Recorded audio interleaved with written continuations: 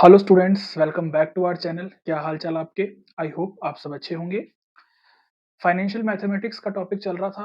काफ़ी टॉपिक्स हमने इसमें कवर कर लिए हैं, परपेचुइटी, सिंकिंग फंड, ईएमआई और नॉमिनल रेट ऑफ रिटर्न। आज का टॉपिक रहेगा effective rate of return. Exercise 13.2 में जो एमएल अग्रवाल में क्वेश्चन है, उसमें पूरी एक्सरसाइज में दो टॉपिक पर क्वेश्चंस हैं, effective rate of return question 1 to 6 and उसके अलावा रिमेनिंग क्वेश्चंस जो है वो सीएजीआर पर है, जो कि हम नेक्स्ट वीडियो में पढ़ेंगे, है ना। आज की वीडियो में सिर्फ इफेक्टिव रेट ऑफ रिटर्न के बारे में बात करेंगे। लास्ट वीडियो में हमने नॉमिनल रेट ऑफ रिटर्न के बारे में बात कर लिया था कि नॉमिनल रेट ऑफ रिटर्न क्या होता है, ठीक है ना। उसमें हमने नॉमिनल रेट ऑफ रिटर्न को शेयर्स और स्टॉक्स में पढ़ा था कि अगर हम शेयर में इन्वेस्ट करते हैं तो कितना रेट ऑफ रिटर्न हमें मिलता है, वही हमारा नॉमिनल रेट ऑफ रिटर्न है। और जो एक्चुअल में लीगल फीस, एक्सपेंसेस, टैक्सेस वगैरह कट करके जो हाथ में आता है वो एक्चुअल है, ठीक है ना। बट उसकी बात नहीं करी गई है यहाँ पर। सिर्फ यहाँ पर हम नॉर्मली अगर हम देखते हैं कि कितना रिटर्न आ रहा है तो उसको हम नॉमिनल रेट ऑफ रिटर्न में बोलते हैं। इफेक्टिव रेट ऑफ रिटर्न क्या होता है? अब इफेक्टिव रेट ऑफ रिटर्न के बारे में देखो क्या है। The actual rate by which the money, ये एक्चुअल रेट वो वाला एक्चुअल रेट नहीं है। The actual rate by which the money grow during each year is called the effective rate of interest, ठीक है ना। समझेंगे एक छोटे से एग्जांपल से। एक छोटे से एग्जाम्पल से समझते हैं पहले, ठीक है ना। यहाँ पर एक छोटे से एग्जाम्पल की मैं बात करता हूँ तो समझ लो कि मैं क्या समझाना चाह रहा हूँ आपको, है ना। मान लो कि मैं हूँ, मैं अपने आप को ही मान लेता हूँ या फिर एक नाम ले लेते हैं, मान लो राजू। राजू है जो कि बैंक गया, 20,000 रुपीज लेके गया और उन्होंने कहा कि मेरे 20,000 रुपीज इन्वेस्ट कर दो। तो उन्होंने कहा ठीक है जी, कर देंगे। उसने पूछा कितना इंटरेस्ट दोगे, उन्होंने कहा 10% इंटरेस्ट देंगे पर एनम आपको, ठीक है ना।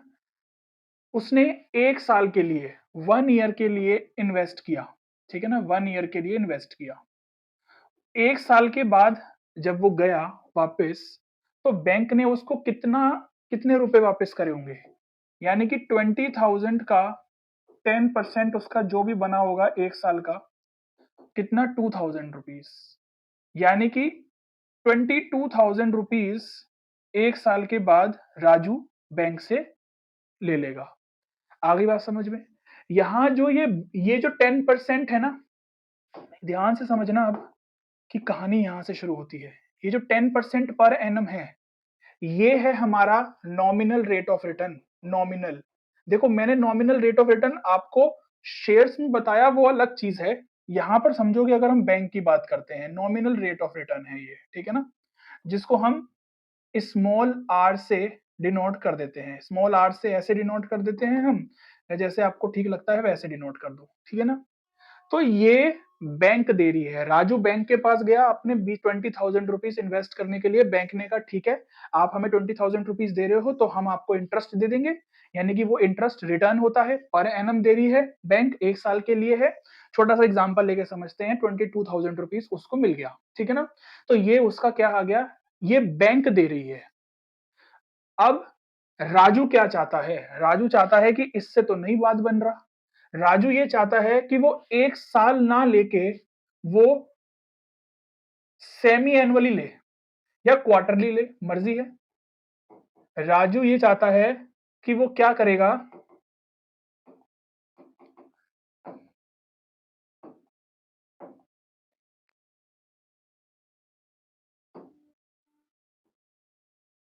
वो चाहता है कि सेमी एनुअली इंटरेस्ट मिले मुझे, ठीक है ना। ये तो 1 साल के बाद मिलेगा उसको। अब वो चाहता है सेमी एनुअली। सेमी एनुअली का मतलब हो गया हर 6 महीने के बाद वो इंटरेस्ट देखना चाहता है कि उसको कितना मिल रहा है। इसका मतलब सेमी एनुअली का मतलब हो गया, जो एन रहेगा हमारे पास वो अब 2 रहेगा। तो सेम 20,000 रुपीज, अब अब क्या 10% पर एनम लगेगा? नहीं, अब 5% लगेगा सेमी एनुअली। सेमी एनुअली, ठीक है ना। यानी कि 10% टोटल था पर एनम, डिवाइड बाय 2 कर दिया, तो यहां से निकल के आ गया 5% सेमी एनुअली। क्या यहाँ पर 1 ईयर रहेगा? क्या होना चाहिए यहाँ पर बताओ मेरे को।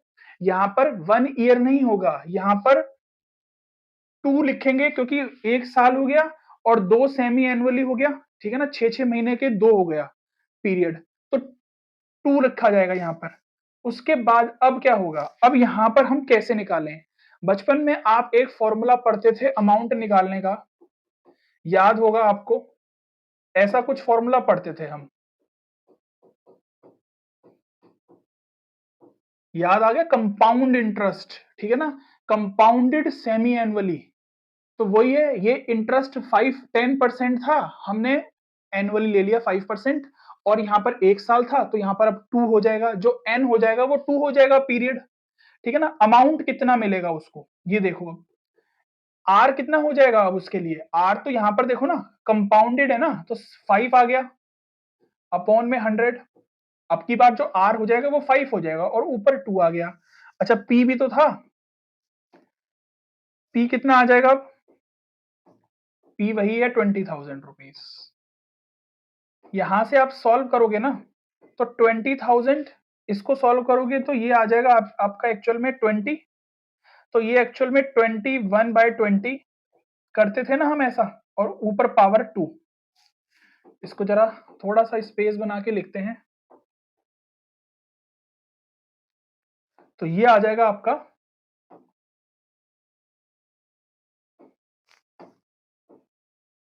कि 20,000, और इसको कट किया, ये 20 आया, तो 21/20 की पावर 2। इसको जब हम फाइनली सॉल्व करेंगे तो फाइनली सॉल्व करके ये आएगा आपका डिवाइड बाय 22। अब देखो यहां पर सेम चीज है, सेम चीज हो रही है यहां पर, आ रही है आपको ये वाली बात समझ में, कि ये 1 साल का 10% जो ये इंटरेस्ट मिल रहा था ना, देखो ये 10% ये तो है ही है, बट ये निकला कैसे रिटर्न, देखो 22,000 रुपीज 1 साल के बाद उसकी अमाउंट है, और 20,000 रुपीज उसने इन्वेस्ट किया अपॉन में 20,000, ठीक है जी, इनटू में 100%, तो यहां से 2,000 अपॉन में 20,000 इनटू में 100%, इसको आप सॉल्व करेंगे तो कितना आएगा, 10% ही आ रहा है, तो ये 10% आर हो गया ना, नॉमिनल रेट ऑफ रिटर्न। अब देखो यहां पर मैंने वही 20,000 इन्वेस्ट किया है, बट सेमी एनुअली किया है, तो मुझे जो 1 साल के बाद मिलेगा पैसा, वो मिलेगा 22,050 तो अगर मुझे यहाँ से अपना रिटर्न पता करना है, तो रिटर्न कैसे पता करते हैं, जो फाइनल वैल्यू आई है 1 साल के बाद माइनस जो मैंने इन्वेस्ट किया था ओरिजिनली, अपॉन में 20,000 इनटू में 100%। याद है आपको, ऐसे ही करते थे हम, नॉमिनल रेट ऑफ रिटर्न के क्वेश्चंस में हमने ऐसे ही निकाला है। इसको जब सॉल्व करेंगे तो यहां से 22,050 माइनस 20,000, यह आ जाएगा 2,050 रुपीज अपॉन में 20,000 इनटू में 100%, ठीक है जी। तो यहां से आ जाएगा 205 अपॉन में 20, इसको डिवाइड करेंगे तो आपका आंसर आएगा 205 डिवाइड में 20, 10.25%, ठीक है जी। आ गई आपको ये बात समझ में, ये कितना आ गया, 10.25% पर एनम। ये जो निकल के आया है इसको बोलते हैं इफेक्टिव रेट ऑफ रिटर्न। आपको ये डिफरेंस समझाना जरूरी था, नहीं तो मैं डायरेक्ट क्वेश्चन भी करवा सकता था, बट ये डिफरेंस समझाना जरूरी था। देख रहे हो, 20,000 रुपीज ही इन्वेस्ट कर रहा हूं, 1 साल के लिए ही इन्वेस्ट कर रहा हूं, बैंक मुझे 10% ही दे रहा है, बट मुझे जो रिटर्न मिल रहा है वो 10.25% पर एनम मिल रहा है, इसको बोला जाता है इफेक्टिव रेट ऑफ रिटर्न। यही अगर मैं क्वार्टरली निकालूंगा चेंज हो जाएगा, मंथली निकालूंगा चेंज हो जाएगा, ठीक है जी। ये हमारा क्या था,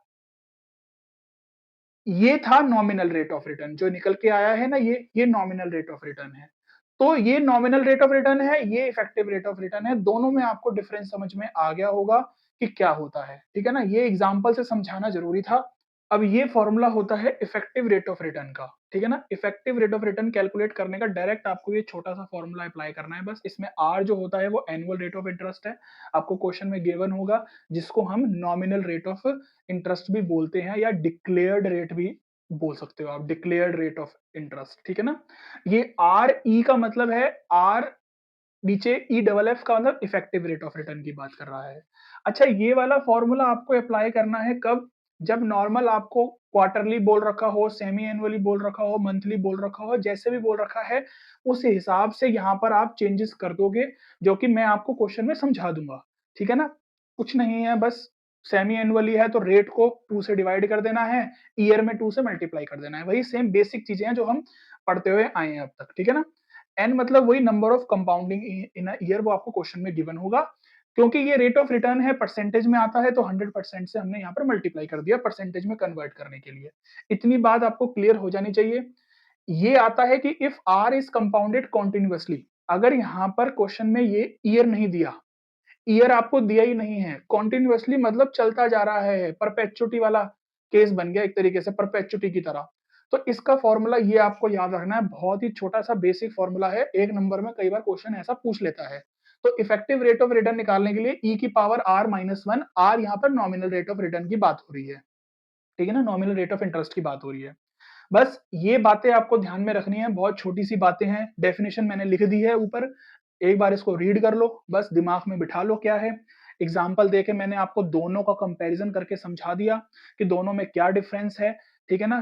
क्या नॉमिनल होता है, क्या इफेक्टिव होता है, मैंने आपको बता दिया, ठीक है ना? बस यहाँ से अब अपनी एक्सरसाइज शुरू करेंगे, क्लियर है जी? यहाँ से अब हम अपनी एक्सरसाइज शुरू करेंगे। ये चीजें बेसिक है, नोट कर लो अपनी कॉपी में, स्क्रीनशॉट ले लो, जैसे आपको ठीक लगता है वैसे कर लो। ये एक्चुअल में 13.2 है, 13.2 है, इसको ठीक कर लेते हैं हम, 13.2 है ये, है ना? 13.2। चलो, यहां से हम अपना स्टार्ट करते हैं। Find the effective rate of return which is equivalent to a stated rate of 8% compounded quarterly. हमें वो इफेक्टिव रेट ऑफ रिटर्न बताना है जो कि 8% कंपाउंडेड क्वार्टरली के इक्वल है, ठीक है ना? तो 8%, ये हमें जो दिया हुआ है ये 8% नॉमिनल दिया हुआ है आर, हमें एक्चुअल में निकालना क्या है, इफेक्टिव। तो formula simple, 1 plus are upon में 100 की पावर n माइनस वन, और लास्ट में क्या करते हैं हम, इनटू में 100% कर देते हैं। वो आप चाहें यहीं पर ही करना चाहते हो कर दो, या लास्ट में सॉल्व करने के बाद जो आंसर आएगा उसकी मल्टीप्लाई कर देना 100 से, तो भी आपका आंसर आ जाएगा। क्लियर है इतनी बात? यहां से आप देखोगे तो 1 प्लस आर कितना है, 8% है, अपॉन में n कितना है, 4 है। क्लियर है इतनी बात?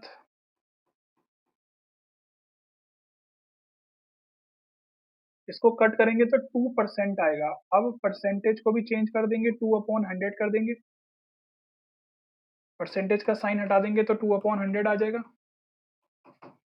यहाँ से देखो तो 1 प्लस 0.02 आ गया की पावर 4, सीधे आपको इसकी वैल्यू एग्जाम में मिली जाएगी, ठीक है ना? तो 1.02 की पावर 4 माइनस वन इंटू में 100%। ये आप लास्ट में भी लिख दोगे ना 100% तो भी ठीक है, अगर फॉर्मूले में नहीं भी लिखोगे तो इसकी वैल्यू आपको एग्जाम में मिलेगी और 100% मिलेगी। तो ये आ जाएगा आपका 0.0824 मल्टीप्लाई में 100%, ठीक है ना? तो मल्टीप्लाई में आप कर दोगे लास्ट में 100%, यानी कि यहां से 2 जीरो ट्रांसफर हो जाएगी, तो 8.24% आपका आंसर आ जाएगा। तो ये आपका फाइनल आंसर है, यानी कि 8% जो नॉमिनल रेट था वो आपको इफेक्टिवली पड़ेगा 8.254%, ठीक है ना? अगर आप कंपाउंडेड क्वार्टरली करते हो तो। क्लियर है इतनी बात? ऐसे करने हैं आपको ये वाले क्वेश्चंस, ठीक है ना? ज्यादा कोई डिफिकल्ट नहीं है क्वेश्चंस ये, बस सिंपल ये एक फॉर्मूला है छोटा सा, ये आपको अप्लाई करना है हर क्वेश्चन में और आपका आंसर आ जाएगा। ठीक है जी, इतनी बात आपको समझनी है और आपको एग्जाम में करके आना है। 1 या 2 नंबर का क्वेश्चन आएगा बस कि इफेक्टिव रेट ऑफ रिटर्न आपका ये हो जाएगा। क्वेश्चन नंबर 2 में देखो, डिक्लेयर्ड रेट पूछा है, इसका मतलब नॉमिनल रेट ऑफ रिटर्न पूछा है। इसकी एक टर्म और होती है फोर्स ऑफ इंटरेस्ट। आपको नहीं पता तो ये वाली बात मेरी नोट कर लो। Semi annually which is equivalent to 6% effective rate of return. तो इसको सॉल्व करेंगे तो यहां से हमें effective rate of return given है कितना, 6%। आप यहां पर फॉर्मूला लगाओ 1 प्लस आर अपॉन में एन माइनस 1, ठीक है ना। 100% की मल्टीप्लाई जब हम यहां पर करते हैं, वो मैंने आपको कहा ना कि आप लास्ट में भी कर सकते हो, उससे कोई फर्क तो पड़ता नहीं है, ठीक है ना। यहां करो चाहे लास्ट में करो, तो आप लास्ट में कर लेना।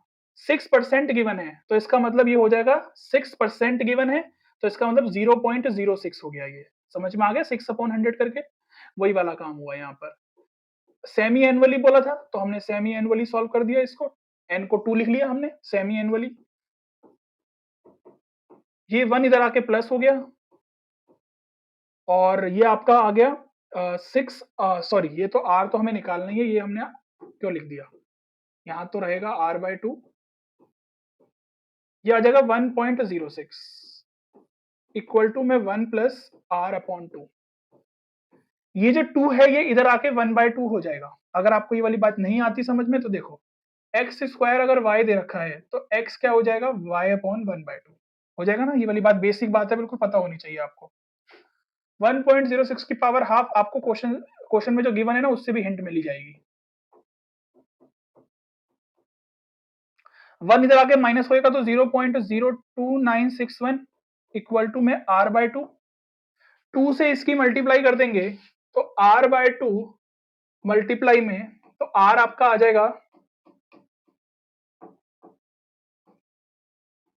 कि 0.02961 मल्टीप्लाई में 2। तो r की वैल्यू आप यहां से फाइंड कर सकते हो, ये आ जाएगी आपकी 0.02961 मल्टीप्लाई 2, 0.0592, 0.0592।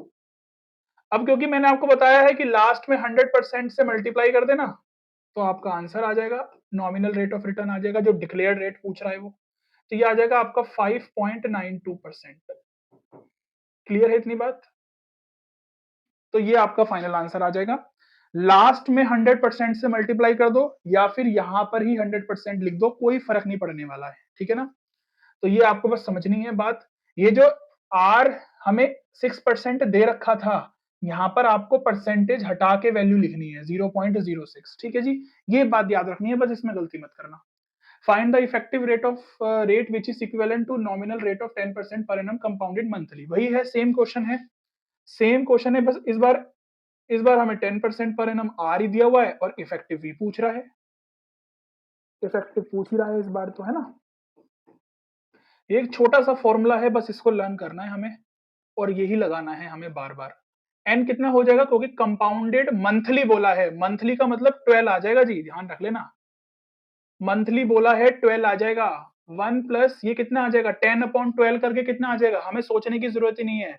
हमें जो हिंट में दिया हुआ है हम उसकी हेल्प नहीं ले लेंगे। अरे बताओ ना, जो हमें हिंट में दिया हुआ है हम उसकी हेल्प ले लेंगे ना। बस यही तो कहानी है टाइम बचाने की, यही चीजें आपको सीखनी है। तो यहाँ पर देखो 1.00833 1.00833 आ गया, 10/12 करूंगा तो 0.00833 आएगा। यहाँ से 1 हटा के ये वाली जो वैल्यू है मैंने वो लिख ली, इसकी पूरी वैल्यू मुझे दी हुई है। तो यहां से सॉल्व करेंगे तो 0.1047 आ जाएगा। परसेंटेज में चेंज करने के लिए वही है, 100% से मल्टीप्लाई करो आंसर आ जाएगा। तो ये आ जाएगा आपका 10.47%। 10.47% ये आ गया आपका इफेक्टिव रेट ऑफ रिटर्न, ठीक है ना। इफेक्टिव रेट ऑफ रिटर्न आ गया आपका। ये सिंपल सी कहानी थी जो कि हो गई है आपकी पूरी, 10.47%। क्लियर है, चले आगे। अब ये एक क्वेश्चन है, इसमें एक ही क्वेश्चन में सब कुछ पूछ लिया। इफेक्टिव रेट ऑफ रिटर्न बताना है हमें, जो कि equivalent to declared rate of 12%। वही है, इसमें आर की वैल्यू 12% है। तो फर्स्ट पार्ट में सेमी एनुअली बोला है तो निकाल देते हैं, बहुत ही सिंपल है।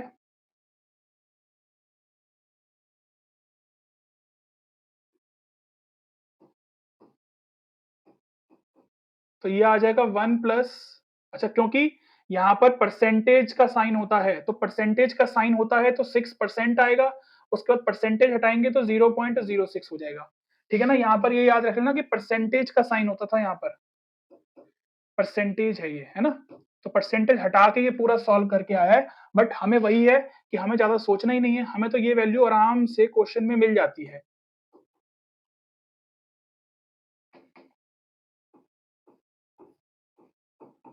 तो देखो यहाँ पर 1.06 की पावर 2 की वैल्यू गिवन है ना, तो ये आ जाएगा आपका 0.1236, मल्टीप्लाई कर देंगे 100% से, तो ये आ जाएगा आपका 12.36%। ये आ गया आपका इफेक्टिव रेट ऑफ रिटर्न। ठीक है जी, सेमी एनुअली में। बस ऐसे ही आपको क्वार्टरली में करना है, तो यहाँ पर n की जगह पर 4 कर देना, बस बाकी सारा सेम चलेगा। ठीक है ना, n की जगह पर 4 कर दोगे तो बाकी तो सब सेम है, बस आप सॉल्व करके कैलकुलेट करना है आपको। मंथली में क्या कर दोगे, n की जगह पर 12 कर दोगे, सिंपल सी कहानी है। तो ये आप कर लेना होमवर्क में। फोर्थ पार्ट में कॉन्टिन्यूअसली बोला है, तो जब कॉन्टिन्यूअसली होता है तो फॉर्मूला याद है आपको, यहां पर अभी मैंने लिखवाया, देखो ये रहा। If r is compounded continuously, तो फॉर्मूला ये सिंपल सा छोटू सा फॉर्मूला है, बस छोटू सा फॉर्मूला, कि अगर कॉन्टिन्यूअसली दे रखा है हमें, तो हमें निकालना है e की पावर r-1। ठीक है ना, e की पावर r क्या है, 12% है, 12% है, तो परसेंटेज का साइन हटाएंगे तो 0.12 हो जाएगा या नहीं हो जाएगा। e की पावर 0.1, अरे यार r हमें अगर 12 दिया हुआ है 12%, तो सिंपल इसको हम लिखेंगे तो 12 अपॉन में 100 हो जाएगा ना, 0.12 हो जाएगा, जिसको हम i से भी रिप्रेजेंट कर देते थे। तो इसमें e की पावर i कर दो चाहे तो भी ठीक है ना, क्या ही फर्क पड़ना है उससे। e की पावर 0.12 की वैल्यू 1.1275 आपको मिलेगी, सारी वैल्यूज ऐसे ही आपको गिवन आएगी एग्जाम में। 0.12751 इंटू में 100% कर दोगे तो आपका आंसर आ जाएगा 12.75%। 15 मार्क्स की फाइनेंशियल मैथमेटिक्स समझ लो, फ्री फंड का तोहफा है आपके लिए। ठीक है ना, जितना स्कोर अच्छा कर सकते हो कर लो, इजी इजी है, छोटे छोटे से टॉपिक्स हैं, स्कोरिंग है, बस थोड़ी बहुत कैलकुलेशन होती है किसी किसी क्वेश्चन में, वो आपको मैनेज करना पड़ेगा अपने आप ही, बाकी और कुछ नहीं है इसमें, फ्री फंड के नंबर हैं ये, बस समझ लो। कैलकुलस से अगर कंपैरिजन करोगे तो सोच सकते हो आप, खुद ही सोच लो, आपको खुद ही जवाब मिल जाएगा, मुझे बोलने की भी जरूरत नहीं है। ठीक है जी, 12.75% आ गया। ये क्वार्टरली वाला और मंथली वाला आप खुद से इजिली कर लेना इसको। ठीक है ना, कुछ भी नहीं है, ये सेम फॉर्मूला अप्लाई होगा, बस सारी वैल्यूज यहाँ पर गिवन है, सीधे सीधे आपका आंसर आता रहेगा। Mrs. Renu has two investment options, 8.4% per annum compounded monthly or 8.5% compounded semi-annually. Which option is better for Mrs. Renu? Option one, option one में बोला जाता है कि 8.4% पर एनम कंपाउंडेड मंथली है, तो इफेक्टिव ही पूछ रहा है कि इफेक्टिव निकालना पड़ेगा ना हमें। हमें कैसे पता चलेगा कि हमारे लिए कौन सी बेटर इन्वेस्टमेंट है या कौन सा बेटर ऑप्शन है, तो हमें इफेक्टिव निकालना पड़ेगा। तो पहले वाले के लिए जो ये आर है, हमें 8.4% दिया हुआ है पर एनम।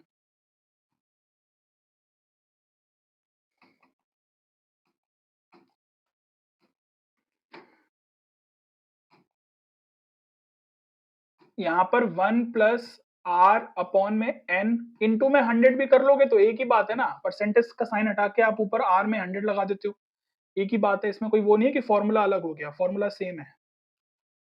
तो 1 प्लस 8.4% अपॉन में एन कितना है, क्या बोला था, मंथली है, तो 12 से डिवाइड करना पड़ेगा। अब देखो यहां पर मैं सॉल्व नहीं करने बैठूंगा, मुझे नहीं करना भाई सॉल्व। 1 प्लस 8.4 परसेंटेज का साइन हटाया, नीचे आ गया 1200। अब मेरा मन नहीं कर रहा है इसको सॉल्व करने के लिए, अरे मैं क्यों सॉल्व करूं इसको, मुझे ये वाली वैल्यू चाहिए है पूरी, और इसमें मेरा टाइम वेस्ट होगा, मैं नहीं करूंगा ये सॉल्व। मैं यहां से उठा लूंगा वैल्यू, वन को छोड़ के 0.007 होगी इसकी वैल्यू, बस कहानी खत्म। ठीक है ना, तो 1 प्लस 0.007 कैलकुलेट करके देख लो आप खुद भी, आपको पता चल जाएगा। तो यहां से 1.007 की पावर 12 -1 इसकी वैल्यू कितनी है 1.0873 -1 यानी कि 0.0873 मल्टीप्लाई कर देंगे अगर हम 100% से तो आपका आंसर आ जाएगा। तो इसको ऊपर ही कर देते हैं थोड़ा सा,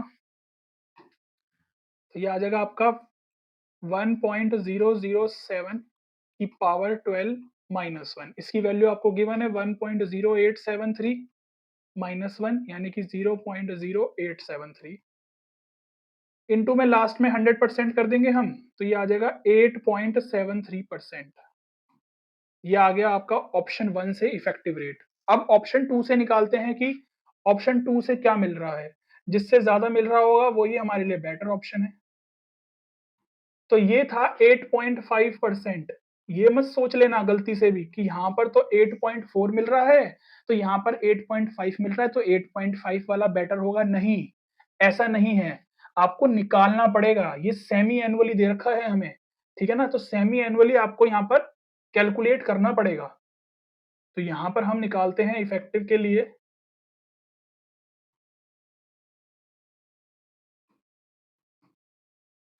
तो सिंपल सी कहानी है भाई, 1 प्लस आर कितना है 8.5% है, अपॉन में n कितना है सेमी एनुअली है तो 2 से डिवाइड होगा ये। तो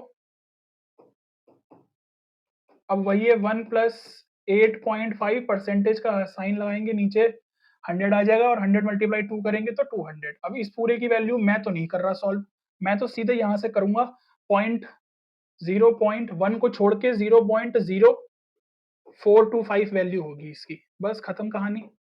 कैलकुलेशन बच गई नहीं बच गई मेरी एक, बस ये आपको सीखनी है चीजें जो कि बहुत बेसिक है।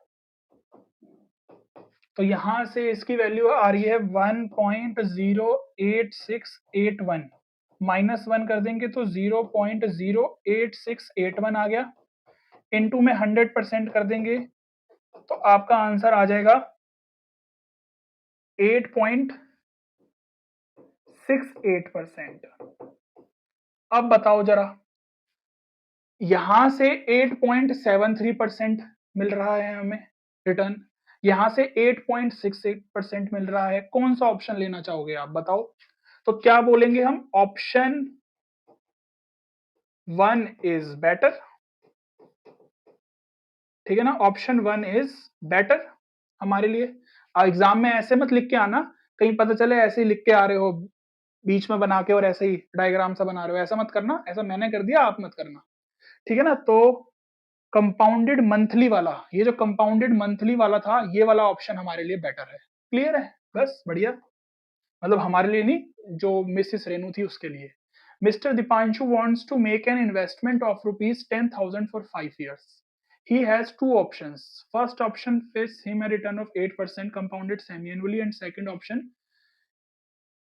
अच्छा यही वही है कि वो कौन से इन्वेस्टमेंट प्लान लेना चाहेगा वो। तो यहां पर देखो सिंपल सी है, वही है, दो ऑप्शन है।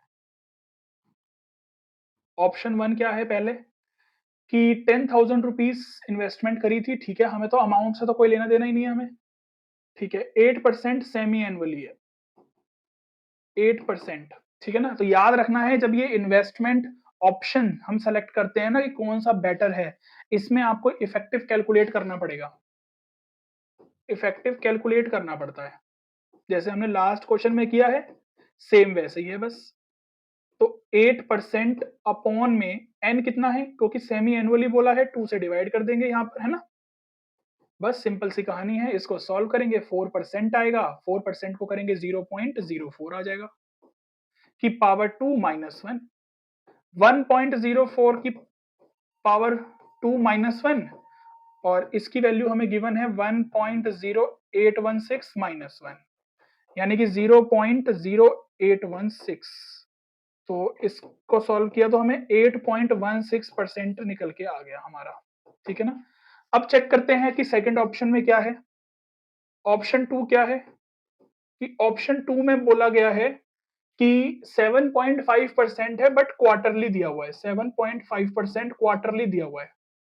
तो निकाल के ही पता चलेगा कि क्या आता है। क्वार्टरली मतलब 4 से डिवाइड कर देंगे, n की वैल्यू 4 हो जाएगी और ये परसेंटेज है तो इसका मतलब 1 प्लस 7.5, नीचे परसेंटेज का साइन हटाएंगे तो 400 आ गया। ठीक है जी, बस सिंपल। इसकी वैल्यू आपको कहां से मिलेगी? यहीं से मिलेगी। 1 को छोड़ दो, बाकी 0.01875 वैल्यू हो जाएगी इसकी। ठीक है जी, इसकी वैल्यू 1.01875 की पावर 4 माइनस 1, और इसकी 1.0771, इसकी वैल्यू भी आपको एग्जाम में गिवन आएगी, सब कुछ ही गिवन आएगा, है ना। इनटू में कर देंगे 100%, तो ये आ जाएगा आपका 7.71%। अब देख लो कौन सा ऑप्शन बेटर है, कौन सा ऑप्शन बेटर है जी, जल्दी बताओ कौन सा ऑप्शन बेटर है। सीधे सीधे दिख रहा है हमें कि ऑप्शन 1 इज बेटर। ठीक है जी, तो ऑप्शन 1 यहां पर बेटर है, क्योंकि हमें इससे रिटर्न 8.16 का मिल रहा है, और यहां पर हमें रिटर्न 7.71% का ही मिल रहा है बस। तो जाहिर सी बात है, हमें दिख रहा है जहां पर हमें रिटर्न ज्यादा मिल रहा है वहां पर ही हम इन्वेस्टमेंट करना चाहेंगे। तो ये इफेक्टिव रेट ऑफ रिटर्न का कॉन्सेप्ट था, जो कि यहाँ पर कंप्लीट कर लिया है। नेक्स्ट वीडियो में CAGR के बारे में पढ़ेंगे। बहुत ही इजी और बहुत ही मजेदार टॉपिक है, बड़ा ही इजी है।